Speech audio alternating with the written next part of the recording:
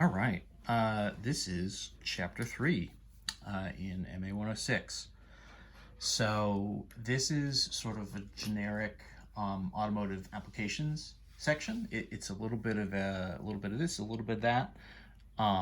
This first skill number 10, is focusing on applications of topics that came up in the MA 105 course. Specifically, we're going to look at some percentage problems and some unit conversion problems, and some where you're doing a little bit of both. We'll have a couple other things that come up in the next skills, but this one is focused on percents and unit conversions. For percentages, just a quick little, I'm going to just put a couple little notes up here at the top. So just some like percentage review kind of notes. A percentage, right, of course, is a value out of 100.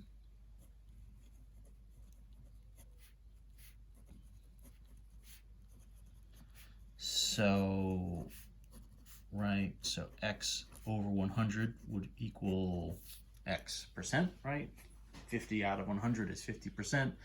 5 out of 100 is 5%, and so on and so forth. If you need to do any sort of conversions, so we'll be working with sort of percentages as percentages, but also as a fraction or as a decimal. So maybe something obvious like 25%. As a decimal would be 0.025, and then as a fraction would be 25 out of 100, which would reduce, right, of course, to 1 out of 4. So fraction values of percentages will always sort of start over 100, but then they can be reduced down to lowest terms. Decimal values, you're just shifting the decimal place over 2 places, and right, you're going from 25% to sort of 0.25 as a number.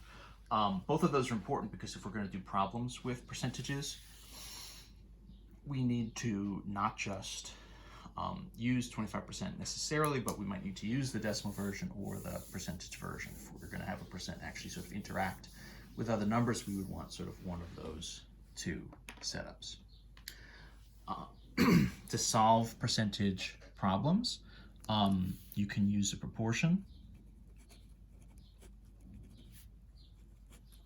So the proportion setup, right, is sort of your percentage out of 100 is going to be equal to what we refer to as sort of the part and the whole, or you could think of this as sometimes people call it the sort of the portion and like the total. The part and the whole, right, the whole amount in a percentage problem is, I suppose, hopefully intuitively, it's sort of the total amount that you have, what would be equivalent to 100%. Right, it's sort of your reference value. Any sort of percentage is sort of a percentage out of some certain amount. So the value that you're out of is your whole, is your total value. So that's sort of equivalent to the 100 and your percentage. The part is sort of the value that you have in hand, right? So for instance, if you have like a gas can that you're filling up to bring home or something, right? At the gas station, so it's it's a 4-gallon can, but you only fill up 3 of the 4 gallons, right? So you have your sort of part would be 3 gallons. It's sort of out of 4 total potential gallons, and so you'd have this sort of 3 out of 4 as a fraction that you could then look to sort of convert into a percentage. 3 out of 4, of course, would be 75%. That's sort of a nice, easy kind of reference one. There's also an equation set up. And so the proportion works. You can also write everything out as an equation. And so the idea here is the part is going to be equal to the percentage multiplied by whatever the whole value is, right? So the idea there is you have some amount, right, as your sort of whole value, and if you multiply that by whatever the percentage is, it's going to tell you what the part is. So if you had, right, if we said 75% is 3 out of 4 gallons, you would be saying, okay, so like a 0.75, right? 75% as a decimal, 0.75 times 4 for total gallons would equal the 3 gallons that I sort of filled into the can. This is all review stuff, right? This is stuff from 105. Whether you use an equation or a proportion, honestly, either one is fine, right? It doesn't particularly matter. It's really your own preference. There are some examples here in the book that use the equation, and then I'll do an additional one where I do a proportion instead. So I'll try to sort of practice and model a little bit of each of those. Initially, as far as what the types of examples are we're going to see are pretty generic. You can sort of do lots of different proportion problems. You could talk about, percentage problems. You could talk about, what is the, the tread has worn down, X many, like eighths of an inch, right? Versus what the sort of total tread was when you started. So when does it need to be replaced? If you sort of run 50% of the tread off the tire, does it need to be replaced then? How much percentage have you sort of rubbed off in the meantime? Right, gas tank kind of stuff, right? You've filled up your gas tank 3/4 of the way. How many gallons is that? These kind of things, right? Lots and lots and lots of different stuff, and many different sort of generic options that we have here. We'll just sort of start with the first example from the book, just as kind of one to work through. So this is a transmission. So this is an automatic transmission that holds 9 quarts of fluid. If about 35% of the fluid is lost while changing the filter, how many quarts of transmission fluid will need to be added, right, to sort of top it off, is I assume what we're getting at. And the directions here say use the direct translation technique. The book is being a little more specific about how they want you to do this. And in theory, you can do this. Direct translation just means equation technique.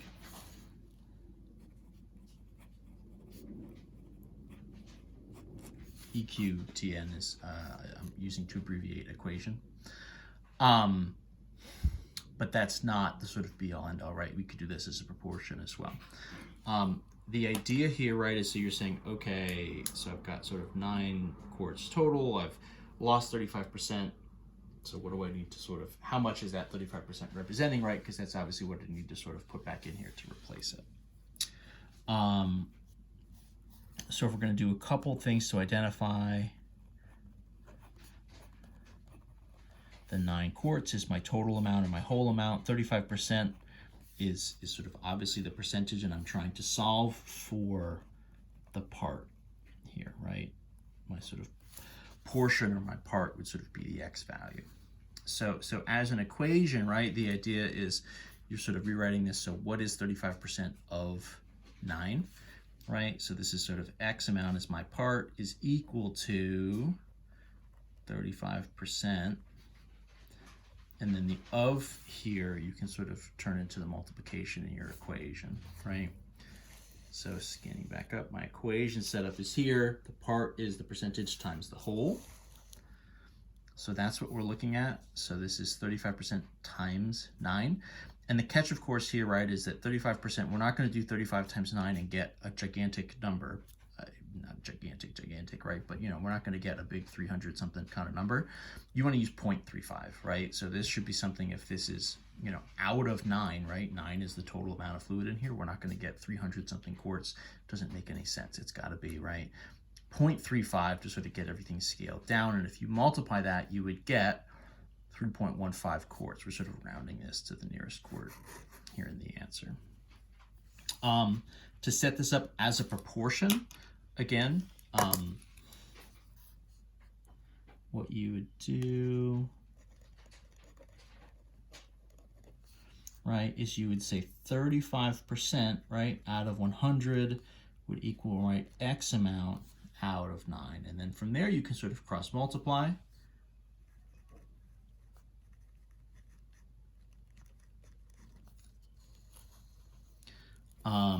And you're going to have, right, 9 times 35 is 100 times x. I'm squeezing this all in here. That's 315. 100 times x, which means x is going to come back to 3.15, right? X here would be 315 over 100, which is my 3.15.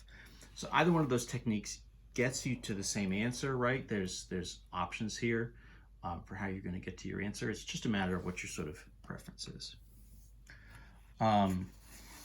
Do another one just from the exercise. It's just kind of quick. I want to look at number 3 for a second. So Jake's gas tank holds 15.2 gallons of gas. He knows it takes 3/4, right? 75% of a tank to make it to his girlfriend's house. If he has 11 gallons left, will he need to stop to fill up along the way, right? So if he has 11 gallons left in the tank and he knows it's going to take 75% of his tank to sort of do this drive, does he have enough? So this is all just sort of a long way of asking, okay, so my total value is 15.2 gallons in the tank. I'm going to use 75% of this for this particular drive. If I've got 11 gallons, am I going to make it or not? So I'm really just trying to solve for 75% of 15.2 gallons. So if I do my setup here, right, I'm going to say, right, 75% out of 100 would be sort of X amount over 15.2. This would be sort of setting it up as a proportion, obviously. So if I do a cross multiply,